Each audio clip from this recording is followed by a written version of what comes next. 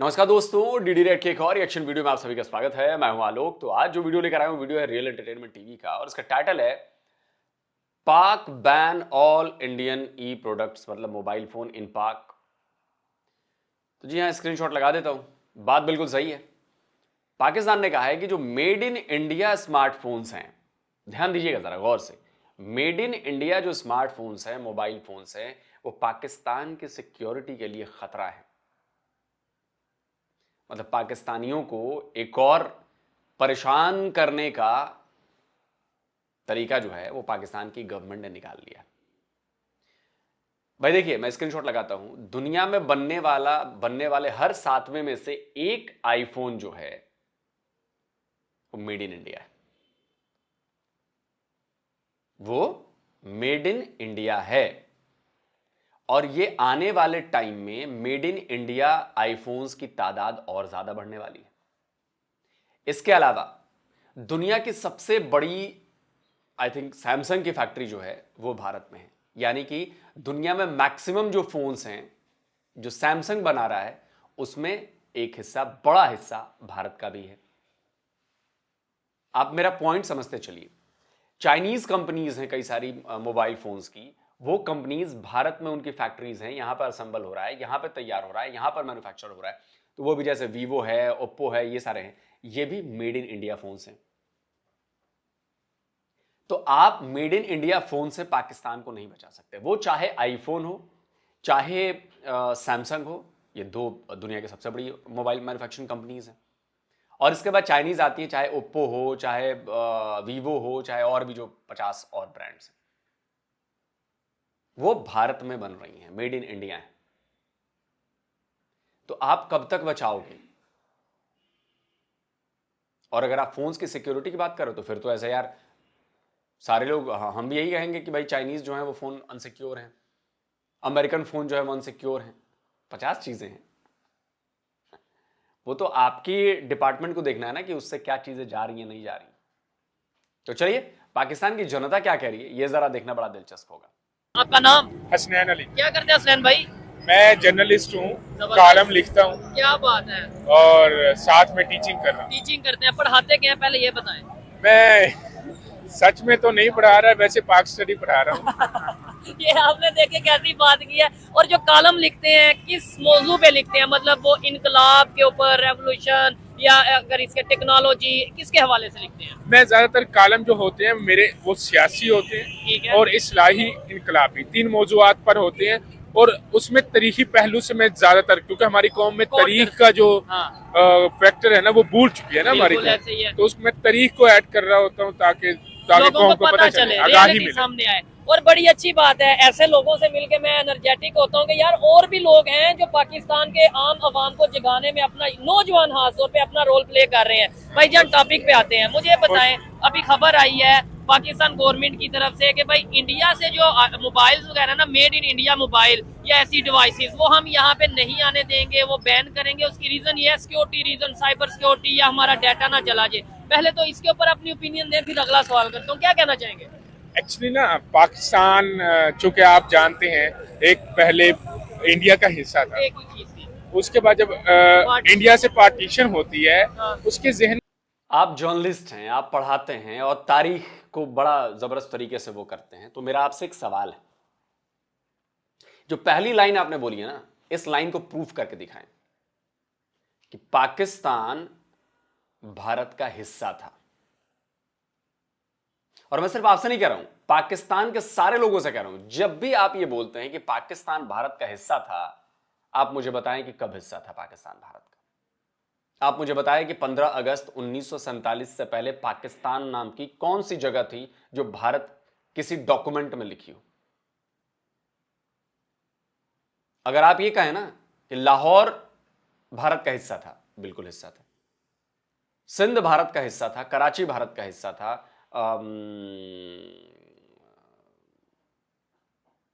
पंजाब भारत का हिस्सा था, बिल्कुल ये मैं मानूंगा कि भारत का हिस्सा था, क्योंकि ये सारे इलाके दर्ज हैं डॉक्यूमेंट्स में। और तभी आप कह सकते हैं कि यह हिस्सा है, क्योंकि वो चीज पहले से मौजूद है। आप मुझे किसी जमीन के टुकड़े का नाम, किसी इलाके का नाम पाकिस्तान दिखा दे 15 अगस्त 1947 से पहले, तो मैं मान जाऊंगा कि पाकिस्तान भारत का हिस्सा था। जी नहीं, असल लाइन यह है कि पाकिस्तान भारत था। अगर आपने कहना है तो आपने यह कहना है, अगर तारीख की बात और सच पर और हक की बात अगर आप करेंगे तो आपको कहना पड़ेगा कि पाकिस्तान भारत था पहले। लाहौर भारत का हिस्सा था, बिल्कुल करेक्ट है, इस्लामाबाद नहीं था।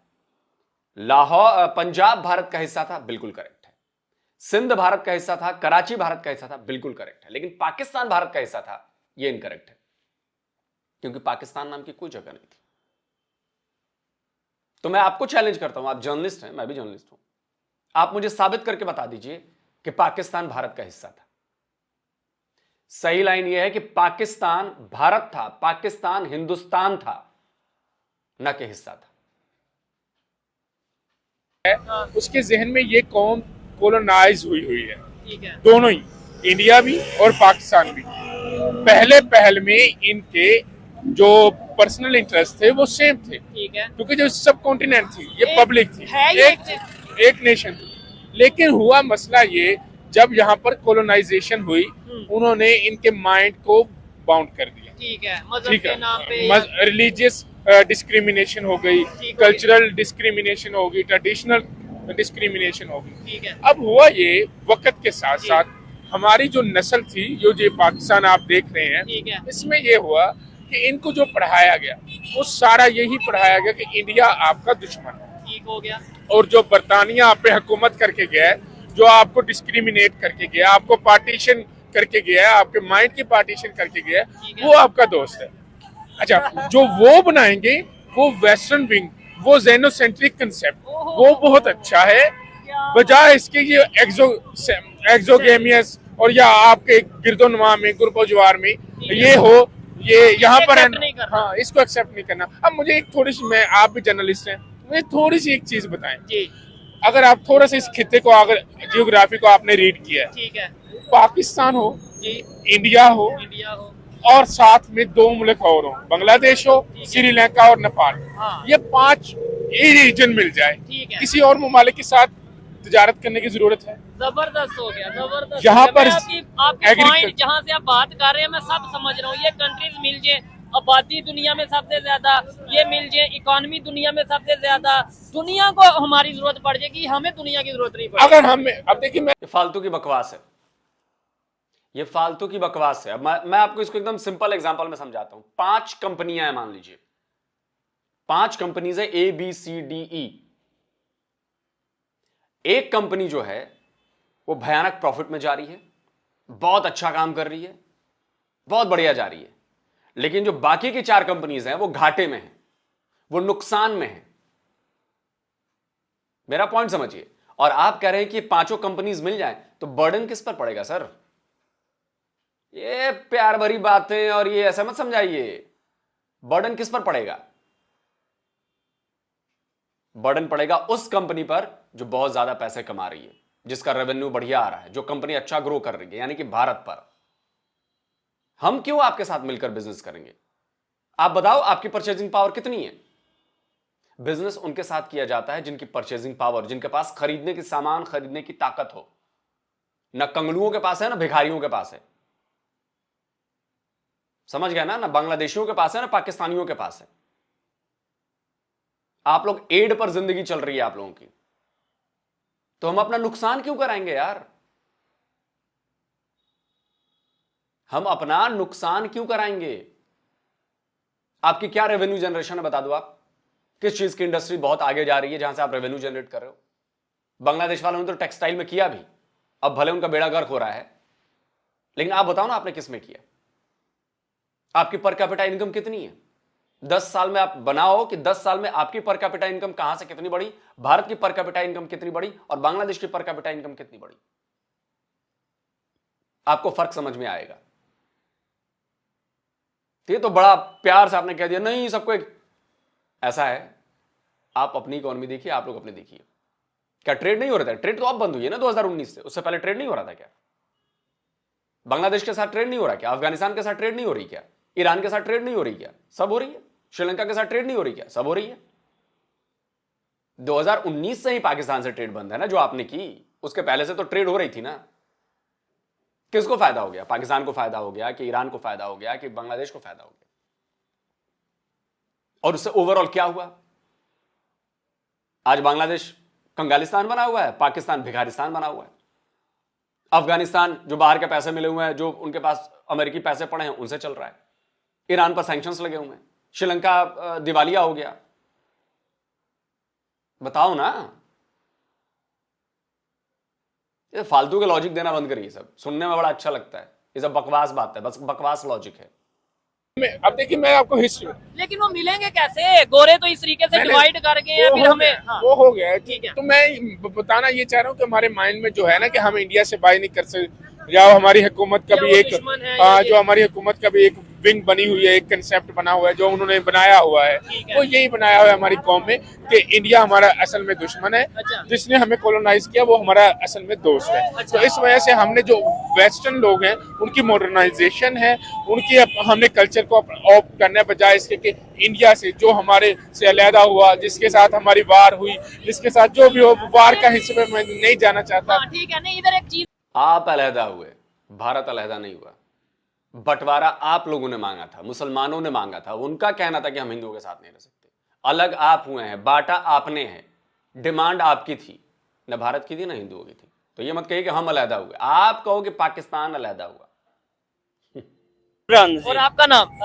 इमरान भाई, मुझे ये बताएं, खबर ये है कि पाकिस्तान गवर्नमेंट ने अनाउंस किया है कि मेड इन इंडिया जो मोबाइल हैं या जो भी ऐसी डिवाइसेस हैं वो पाकिस्तान में नहीं आ सकती, पाकिस्तान में बैन कर देंगे। उसकी रीज़न ये है कि हमारी सिक्योरिटी, साइबर सिक्योरिटी का रिस्क है। उसकी रीज़न ये है कि अगर कोई made in India mobile Pakistan में आएगा तो उसे जो बताया जा रहा है पाकिस्तान गवर्नमेंट की तरफ से कि भाई आम पब्लिक का डाटा जो उसे यूज़ करेगा उसका डाटा इंडिया वालों की तरफ चला जाएगा।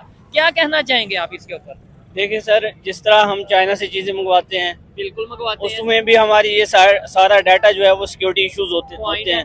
इसी वजह से उन्होंने अपनी तरफ से बहुत अच्छा उन्होंने स्टेप लिया है कि उसको बैन किया है। अच्छा, जैसी भी वो चीजें इधर आएंगी, जैसे हम चीजें चाइना से मंगवाते हैं उसमें हमारी सिक्योरिटी इश्यूज हैं, इधर भी सिक्योरिटी इश्यूज हो सकते हैं। हमारा डाटा उनके पास चले जा सकता है, हमारी प्राइवेसी उनके पास चली जा सकती है, बाद में कोई इश्यू बन सकता है हमारी तरफ से। ये आपने बात की, एक पॉइंट रखा, नो डाउट एक लॉजिकल पॉइंट है, लेकिन इस पॉइंट के अंदर ये सवाल भी आपने एक और उठा दिया, यानी इंडिया से सिक्योरिटी का रिस्क अगर है तो चाइना नहीं हमारा डाटा हैक कर सकता या हमारी पब्लिक का डाटा हैक कर सकता। हम तो चाइना के मोबाइल क्या, चाइना के हेडफोन क्या, चाइना के मेमोरी कार्ड क्या, हर इलेक्ट्रॉनिक डिवाइस ऑलमोस्ट चाइना की तो यूज कर रहे हैं। तो उधर हमें सिक्योरिटी का क्यों नहीं समझ आता? देखिए, एक तो आपको पता है कि चाइना के साथ हमारे ताल्लुकात भी बहुत अच्छे हैं, एक ताल्लुकात की वजह से भी हो सकता है। दूसरी रीजन ये है कि हम जरूरियात हैं इन चीजों की। अगर हम पाकिस्तान को ये चीजें फैसिलिटेट किए जाए, आवाम को चीजें दी जाए, तो वो भी अपनी मैन्युफैक्चरिंग करके फिर ये जरूरत पूरी कर सकते हैं। पॉइंट ये है कि भाई देखें, कहीं ना कहीं हम अक्सर खबर सुनते हैं कि भाई चाइना की जो इलेक्ट्रॉनिक्स प्रोडक्ट्स हैं या कोई इस तरीके से सिस्टम है वो इंडिया वाले वहां पे इतना अब एक्सेप्ट नहीं करते कि भाई सिक्योरिटी रीजन है। चले एक मिनट के लिए हमने ये मान लिया, लेकिन इंडिया वाले अपनी प्रोडक्शन कर रहे हैं, वो अपने आईफोन बना रहे हैं, मेड इन इंडिया आईफोन बना रहे हैं, और बहुत सी ऐसी गाड़ियों में अगर देख लें वो कहां से कहां चले गए। तो हम क्यों नहीं ये चीज करते? हम ये कह देते हैं कि उससे सिक्योरिटी का रिस्क है, उससे सिक्योरिटी का रिस्क है, लेकिन अपनी प्रोडक्शन क्यों नहीं कर रहे? अपने मोबाइल फोन, अपनी गाड़ियां क्यों नहीं बना रहे? आपको बिल्कुल पॉइंट ठीक है, लॉजिकल बात है कि नहीं? बहुत लॉजिकल बात है, लेकिन बात वही है कि ये गवर्नमेंट को स्टेप लाना चाहिए। यहाँ पे जितने भी जिन हमारे मतलब नौजवानों के पास स्किल्स हैं, उनको जो है ना रिसोर्सेज नहीं दिए जाते। अगर रिसोर्सेज दें तो वो भी जैसे चाइना बनाती है, इंडिया बनाते हैं अपनी चीजें, तो हम भी अपनी प्रोडक्शन कर सकते हैं। अच्छा, एक सवाल ये है, मुझे बताएं, कहीं ना कहीं एक मिनट के लिए आपकी बात मान लेता हूँ कि हाँ यार, ये इलेक्ट्रॉनिक डिवाइसेस या फिर मोबाइल फोन अगर मेड इन इंडिया यहाँ पे आएंगे तो सिक्योरिटी का कोई रिस्क होगा, लेकिन ये ट्रेड ही हमने टोटल जो बंद कर दिया। सब्जियों में भी कोई और डिवाइसेस लगा के बेच देंगे, प्याज में, आलू में डिवाइसेस लगा के बेच देंगे, जो हम वो भी नहीं ले रहे। इसका क्या जवाब देंगे? इसके जवाब आपके सामने है, सारी आवाम भी जानती है, उनको पता है। अगर उनसे चीजें नहीं लेंगे या अगर इधर बनाने के रिसोर्सेज आवाम को या नौजवान को दिए जाएंगे, जो हमारे माफिया बैठे हैं उनको नुकसान होता है। इसलिए मेन बात ये है, इस वजह से नफरतें फैला दी, नफरतें फैलाई जाती। आवाम को इधर अगर रिसोर्स दिया जाए तो वो सारी फैसिलिटीज देंगे, आवाम को सहूलियात मिलेंगी, सस्ती चीजें मिलेंगी। लेकिन जो ऊपर माफिया बैठा है वो ये हम ये आलू टमाटर सब्जी जो सस्ती चीज हमें नेबर से मिलती है, और ये नहीं कि सिर्फ उनसे लें, यहाँ से नमक जा रहा है, नमक जाए, सीमेंट जाए, जो यहाँ से हम दे सकते हैं हम दें, वहां से जो ले सकते हैं सस्ता वो लें, तो आपको नहीं लगता ये जो नफरतें हैं कम हो जाएंगी? जो कहीं ना कहीं जब मुफाद कहीं ना कहीं हमारा जो बिजनेस लिंक करेगा एक दूसरे से, तो ये नफरतें बढ़ने की बजाय कम होंगी। बिल्कुल। क्या बात करते हैं सोहेब भाई यार, कारोबार से नफरतें कम हो जाएंगी? इसका बेस क्या है, इसका आधार क्या है? 2019 से पहले 70 साल से कारोबार चल रहा था भारत और पाकिस्तान के बीच में, क्या इससे नफरत कम हो गई? हुई नफरत कम? क्या तब पाकिस्तान के मफाद नहीं थे? आप लोग ये किस नैरेटिव के तहत चल रहे हैं? मतलब ये कैसी सोच है? कारोबार करेंगे तो जी संबंध अच्छे हो जाएंगे, नफरत कम हो जाएगी। अरे ऐसा हुआ क्या? 70 इयर्स हमने कारोबार किया, हमने आपको MFN का दर्जा दिया, हमने आपको सब कुछ किया, क्या नफरत कम हुई? मुंबई पर अटैक तो तब भी हो गया, पुलवामा तो तब भी हो गया, उरी तो तब भी हो गया, पठानकोट तो तब भी हो गया, समझौता एक्सप्रेस तब भी हो गया, मुंबई के ट्रेनों में धमाके तब भी हो गए। क्या मतलब ये लॉजिक समझ में नहीं आता ना, कि अगर आपका लॉजिक है कि भाई कारोबार करेंगे तो एक दूसरे के मफाद हैं तो नफरतें दूर होंगी, लेकिन 70 इयर्स कारोबार किया हमने, नफरतें तो दूर नहीं और ज्यादा बढ़ गई। ये मैच नहीं करते, ये नैरेटिव मैच नहीं होता। बिल्कुल बात आपकी ठीक है। जैसे हम मतलब उनको सस्ती चीजें देंगे तो वो हमें देंगे, ठीक है। और जैसे आपने सब्जियों की बात की है, आपको भी पता है पाकिस्तान एक एग्रीकल्चर मुल्क तो है, बस नाम का ही है। और वहाँ पे एग्रीकल्चर की क्या टेक्नोलॉजी में वो आगे निकल गए हैं। बिजली की अगर कीमतों की बात करें, यही तो वजह है ना, उनकी प्रोडक्शन ज्यादा होने की वजह क्या है? वहाँ की टेक्नोलॉजीज बहुत ज्यादा है, उनकी अपनी मशीनें हैं, मतलब वो मशीनरी दे रहे हैं। हमारे किसान को यहाँ कौन सी फैसिलिटीज दी जा रही है?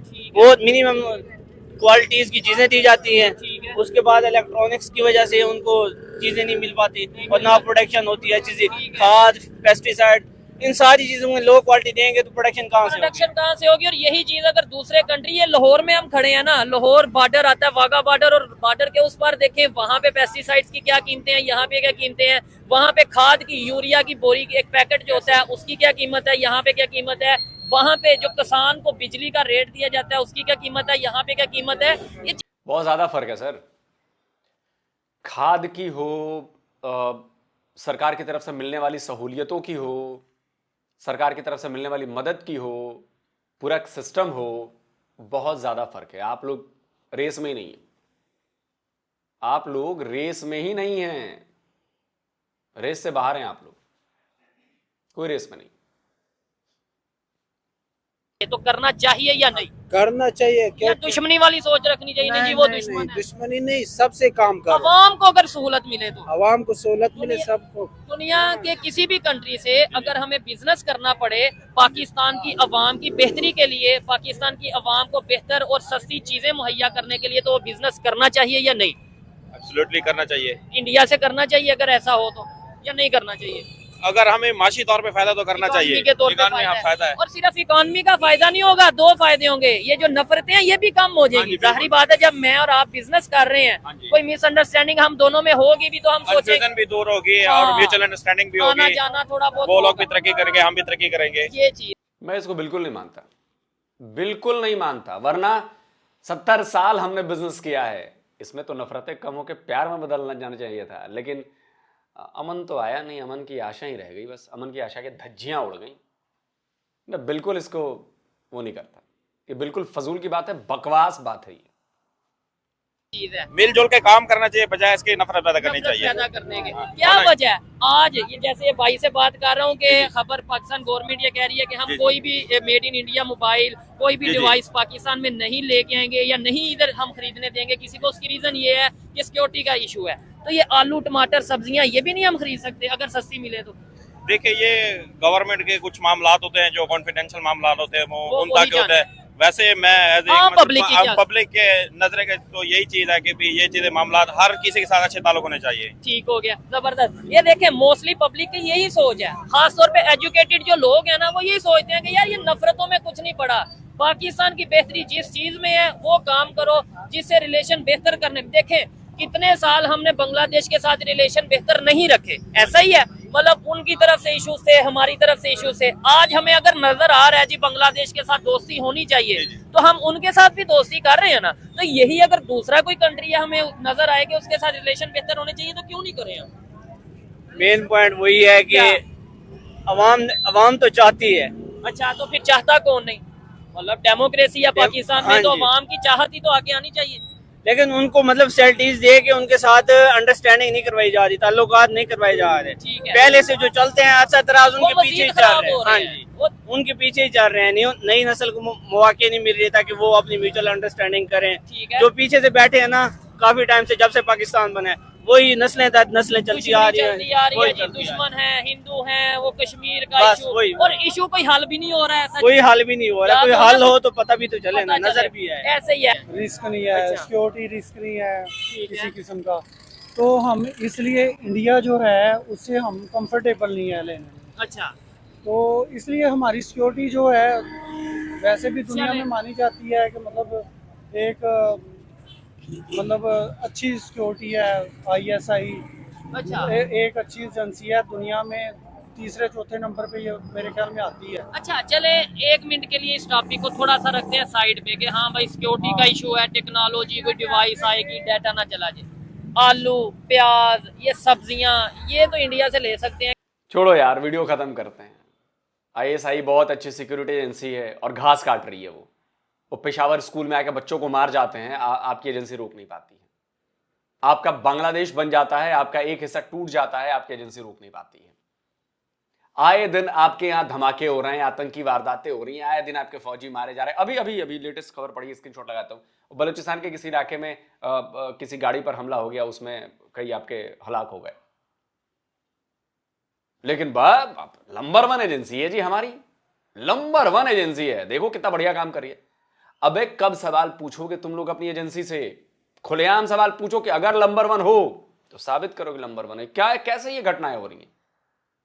पाकिस्तान के जवान वो भी तो किसी मां के बेटे हैं, वो भी तो किसी खानदान के चिराग हैं जो पाकिस्तानी जवान मारे जा रहे हैं। और सबसे ज्यादा उसमें जवान कौन मारे जाते हैं? बेचारे पठान मारे जाते हैं। पंजाब के कितने जवान मारे जाते हैं भाई, आप देख लो। और मैं तो कहता हूं, पश्तूनों से कहता हूं कि पश्तून अगर पाकिस्तानी सेना में भर्ती होना बंद हो जाएं तो ये तो और न लड़ पाएं। पंजाबियों की जान नहीं जाती, पाकिस्तानी फौजियों की जान बताओ कितनी गई है। मैं पाकिस्तान के लोगों से या पश्तूनों से कहूंगा कि आप जाकर डेटा निकालो, चेक करो कि साल भर में कितने पश्तून मरे हैं पाकिस्तानी फौज में, कितने पंजाबी मरे हैं। आपको दूध का दूध और पानी का पानी हो जाएगा। ये पठानों को आगे भेजते हैं लड़ने के लिए, तुम जाओ करो, पीछे बैठ कर हुक्म चलाते हैं, नहीं जाते हैं ये। और कह दो कोई मैं झूठ बोल रहा हूं तो फिर कहते हैं नंबर 1 एजेंसी। और देखिए मैं तो कहता हूं ठीक हुआ, आप एक काम करो, दवाइयां भी बंद करो, दवाइयों पर बैन लगाओ। क्या पता हम दवाइयों में कुछ मिलाकर भेज रहे हो आपके यहां, कितना बड़ा रिस्क है भाई। क्या पता नपुंसक बनाने की दवाई भी उसमें मिला दी हो, धीरे से छोड़ो, डाल दो, खाते रहेंगे, नपुंसक बन जाएंगे। या पागल बनाने वाली दवाई भी हल्की हल्की देते रहो, उसमें अपना करते रहेंगे। बेनाडोल में पागल बनाने वाली दवाई थोड़ी सी मिला दो, खा जाएंगे अपना। कौन क्या हो रहा है? अगर है हिम्मत तो फिर सब कुछ बैन करो ना। सिक्योरिटी का खतरा तो सबसे है, दवाइयों से सबसे ज्यादा है। आपकी कौम बर्बाद हो जाएगी, आपके DNA में बदलाव हो जाएगा, आपका RNA बदल देंगे हम। सबसे पहले दवाइयां बंद करो, बाकी चीजें तो ये मोबाइल ये सब तो पकड़ी जा सकती हैं। दवाइयों में क्या करोगे? कोई इंजेक्शन में कुछ और मिला के हमने डाल दिया, जो बैच जा रहा है, अच्छा ये बैच पाकिस्तान जाने वाला, इसमें थोड़ा वो वाला मिला देना, लो, फिर क्या करोगे? तो दवाइयां लेना बंद करो ना। सबसे ज्यादा दवाइयां लेते हो हमसे, और सबसे बड़ा सिक्योरिटी का थ्रेट तो दवाइयों से है, मोबाइल फोन और इससे का। और सुनो, आजकल के जमाने में डेटा का जो है ना, वो कोई सिक्योरिटी नहीं है। फेसबुक इतनी बड़ी कंपनी है, इतने उसमें लगा रखे हैं हैकर्स को रोकने के लिए सिस्टम, वहां से डेटा लीक हो जाता है, गूगल से डेटा लीक हो जाता है, कहां से डेटा लीक नहीं होता। तो इसकी चिंता छोड़ दो, डेटा तो लीक होगा ही होगा, लेकिन उसकी वजह से हम टेक्नोलॉजी का इस्तेमाल करना बंद नहीं कर सकते। क्योंकि उस टेक्नोलॉजी से हमारी इकोनॉमी को फायदा हो रहा है, मोबाइल हो, सारी चीजें। अब आप एक बात सोचिए, अब याद आया, शायद इसी चक्कर में आपके यहां रोज पकड़े जा रहे हैं, आपके पाकिस्तान इंटरनेशनल एयरलाइंस के लोग पकड़े जा रहे हैं, आईफोन स्मगल करके लेके आ रहे हैं। सोचो कितनी बेइज्जती हो रही है, ये स्क्रीनशॉट लगा रहा हूं, कितनी बेइज्जती हो रही है आपकी पूरी दुनिया में, जब आपकी मीडिया खबरें दे रही है। आज ही 70 पकड़े गए आईफोन के साथ पीआईए के कर्मचारी, आज ही 5 कर्मचारी पकड़े गए, उनके पास से मोबाइल फोन स्मगलिंग करके लेके आ रहे हैं। आप सोचो ना, आपकी सरकारी एयरलाइन स्मगलिंग करती है, क्या इज्जत बन रही है आपकी दुनिया में, और आप बात करते हो ऐसी की तैसी।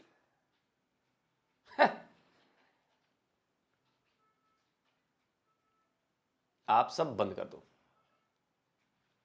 अच्छा, आप भारत से बने मोबाइल फोन ले लो, थोड़ा सस्ते मिलेंगे आपको, अब दूसरी जगह से लो ना, चाइना से लो, फिर वो तो वसूलता ही है आपसे। और ये कहना है कि जी कारोबार से संबंध अच्छे होंगे, घंटा कोई फर्क नहीं पड़ता, घंटा अच्छे होंगे संबंध कोई कारोबार से। पाकिस्तान से जो भी ये लॉजिक दे रहा है ये लॉजिक एक्सपोज हो चुका है, कोई कोई कुछ नहीं होना। आप क्या कहते हो, जरा कमेंट करके बताओ दोस्तों, क्या कारोबार करने से नफरतें कम होंगी क्या भारत और पाकिस्तान के बीच में? मुझे तो नहीं लगता। आप बताओ आपको क्या लगता है, कमेंट जरूर करें। जल्दी मिलता हूं एक और नए वीडियो के साथ। नमस्कार, जय हिंद। तो अगर आप चाहते हैं मुझसे बात करना, मुझसे कोई सवाल पूछना, तो फैन कॉल पर आप मुझसे कनेक्ट हो सकते हैं। फैन कॉल में ये सुविधा है कि आप अपने हिसाब से वहां पर जाकर टाइम स्लॉट बुक कर सकते हैं कि आपको फलाने दिन मुझसे बात करनी है, फलाने टाइम पे मुझसे बात करनी है। लेकिन ये भी बता दूं कि ये पेड सर्विस है,